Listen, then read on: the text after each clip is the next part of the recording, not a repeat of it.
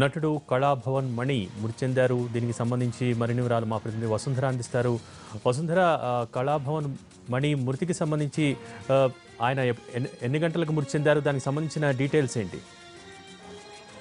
యాక్చువల్గా ఇది bad evening అని చెప్పచ్చు, గుడ్ ఈవినింగ్ అని చెప్పక్కర్లేదు. ఎందుకంటే యాక్చువల్గా ఇతను మలయాళం అంటే కేరళకు సంబంధించిన కూడా తెలుగులో అతి కొద్ది సినిమాలు చేసినా కూడా తెలుగు ప్రేక్షకులకు ఎంతో దగ్గరైన వెళ్ళని చెప్పాలి.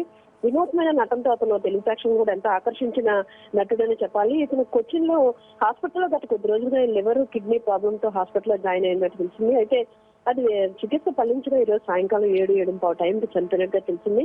అయితే అతని వయసు కూడా చాలా తక్కువే. అతి కొద్ది కాలంలోనే ఒక ఆటో డ్రైవర్ గా అతని వృత్తిని ప్రారంభించి ఆ తర్వాత ఒక జాతీయ స్థాయిలో ఈ జెమిని అనే సినిమాలో విలన్ గా యాక్ట్ చేసి బెస్ట్ ఫిల్మ్ఫేర్ అవార్డే కాదు బెస్ట్ విలన్ గా కూడా అతను అవార్డు తీసుకోవడం అనేది చాలా గొప్ప విషయం చెప్పాలి. అయితే చాలా చిన్న వయసులోనే అతను దగ్గర 23 సంవత్సరాల్లో దాదాపు 200 సినిమాలు మలయాళం ఎక్కువగా యాక్ట్ చేశారు. ఆయన దగ్గర 160 సినిమాలు కానీ మలయాళం, అలాగే తమిళ్లో కూడా దాదాపు 50 సినిమాలు కానీ యాక్ట్ చేశారు. అయితే తెలుగులో అతి కొద్ది సినిమాలనే చెప్పొచ్చు యోగి. దీంతో ఏంటంటే నిజంగా కేరళ అటు మలయాళం సినీ చలనచిత్ర పరిశ్రమే కాదు తెలుగు తమిళ్ మొత్తం చలనచిత్ర పరిశ్రమ అంతా కూడా దిగ్భ్రాంతి గురైంది. ఎందుకంటే అనారోగ్యం తెలియని వ్యక్తి అనుకోకుండా ఆయన అక్కడ మృతి చెందడం అనేది కుటుంబానికి కూడా తీరని మనస్తాపం చెందుతున్నారు. అయితే దీంతో నటినట్లు అందరూ కూడా ఆయన కుటుంబానికి సానుభూతి తెలుపుతున్నారు.